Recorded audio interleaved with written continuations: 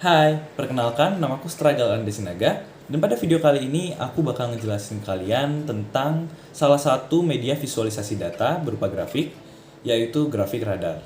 Grafik yang akan aku bahas ini punya banyak variasi nama. Ada yang nyebut spider graph, ada yang nyebut web chart, ada yang nyebut spider chart, cop web chart, irregular polygon, bisa juga disebut polar chart, bisa juga Kvyat diagram, star chart, dan star plot. Namun pada video kali ini aku bakal tetap menyebut itu grafik radar.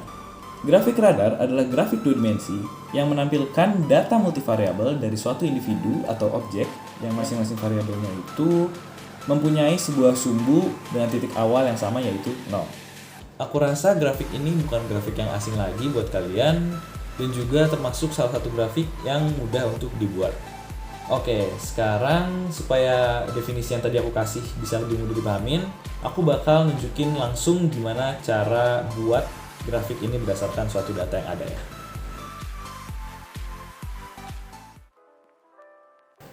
Seperti yang udah aku bilang di awal, grafik ini tuh nampilin nilai dari variabel-variabel yang terdapat pada suatu individu. Jadi sebelum bikin grafiknya kita perlu individu. Nah, untuk sekarang individu yang bakal kita pakai adalah aku sendiri ya. Nah, udah memutuskan individunya, kita sekarang cari variabel apa aja yang bakal ditampilin. Misalnya nih, kan tadi kita pakai individunya aku nih, nama aku kan struggle, misalnya tulis di sini struggle. Lalu variabel pertamanya misalnya nilai dalam diriku itu ini isi dompetku ya, berapa tebal dompetku, asik. Dompetnya atau ini kekayaan bisa dibilang. Lalu variabel keduanya misalnya aku ganteng atau enggak ya kan. Tampan. Aduh,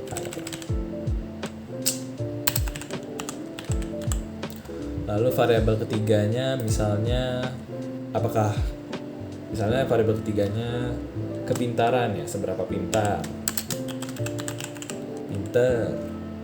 Lalu variabel berikutnya kita isi dengan rajinkah, dan yang berikutnya terakhir usia lah ya, susah banget nyari variabel.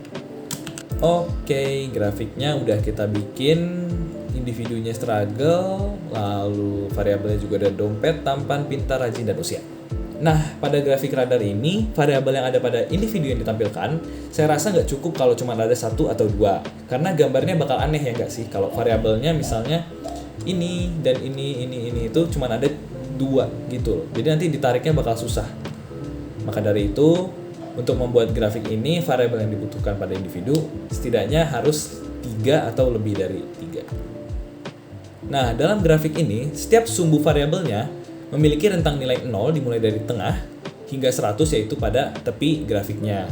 Dan nilai yang akan kita isi akan menjadi titik untuk pacuan menarik garis di grafik radar. Yang pertama misalnya dompetku berapa tebal levelnya. Misalnya 50 dari 100. Nah, ketika kita sudah mengisi 50, maka kita akan menarik titik hingga bernilai sampai 50 di variabel dompet. Berikutnya kita akan mengisi tampan. Aku nggak terlalu tampan ya, jadi aku isi 35. Pinter aku bikin 100. Amin ya nggak, saudara-saudara. Lalu betapa rajin aku, semoga aku rajin deh, aku bikin 80. Agak mager juga, jadi kurangin 20 lah dari nilai sempurna. Usia aku dibilang masih muda enggak, ya di tengah-tengah ya. Kita bikin usia di tengah-tengah 50 juga. Nah, hasilnya grafik radar yang sudah dibuat berdasarkan individu bernama struggle, ya seperti ini gambarnya. Lalu kita juga bisa membuat perbandingan terhadap individu lainnya, yaitu dengan cara membuat individu baru. Misalnya kita bikin nama orang Wahyu. Asik, ini maaf ya buat yang namanya Wahyu. Kita bikin dompetnya misalnya dia orang kaya ya kan, kayak 100. Ganteng, mantep banget. Tapi dia kurang pinter, 60. Rajin juga, ya lah ya. Masa orang ganteng gak rajin merawat diri ya kan, gak mungkin, 90. Dan dia juga masih muda. Wah, mantep banget, masih muda tuh berarti sebenarnya makin tinggi atau enggak? Ini harusnya variabel jangan usia dia, tapi ya udah kita bikin aja dulu. Cuma contoh doang kan, 20 lah. Rendah tingkat usianya, asik. Nah, ini dia hasilnya, jadi perbandingan grafik radar. Oke, aku kira untuk membuat grafik radar cukup itu aja. Selanjutnya kita akan bahas tentang kapan kita akan menggunakan grafik radar. Ada dua situasi di mana kita bisa menggunakan grafik radar. Yang pertama, ketika kita akan menjelaskan sebuah variabel dari suatu individu seperti definisinya tadi. Misalnya ya seperti yang sudah saya buat ini, kita akan menampilkan tentang struggle, kita akan menampilkan aspek-aspek hidup dalam diriku, yaitu rajinnya aku, usia aku, dompet, tampan, pintar. Atau yang dalam individu Wahyu. Wahyu itu tadi tampan, dompetnya juga tebal, lalu pintar, pokoknya levelnya bisa kita gambarkan di grafik radar. Atau juga bisa sebaliknya, kita ubah variabel-variabel ini tadi menjadi orang-orangnya atau bisa dibilang individunya. Misalnya kita bikin si Aji, lalu di sini ada Abi, di sini ada Wahyu. Kita juga bisa bikin di sini ada siapa ya? Raihan, ya kan? Mungkin udah cukup 4 aja dulu. Lalu kita ubah ininya jadi tidak ada. Dan kita ubah si individu, letak yang harusnya individu tadi kita ubah jadi variabelnya, yaitu misalnya siapa paling tampan, kan? Siapa paling tampan di sana, asik. Kita lihat di sini Raihan misalnya nilainya 80, Wahyu di sini paling ganteng, lalu ada Abi dan Aji dengan nilainya masing-masing 53. Ya kira-kira seperti itu. Nah, berikutnya berarti bisa kita simpulkan aplikasi kegunaan dari grafik radar yaitu bisa memetakan kekuatan atau yang kita sebut tadi variabel dari suatu individu, serta bisa mengetahui juga tuh kelemahannya.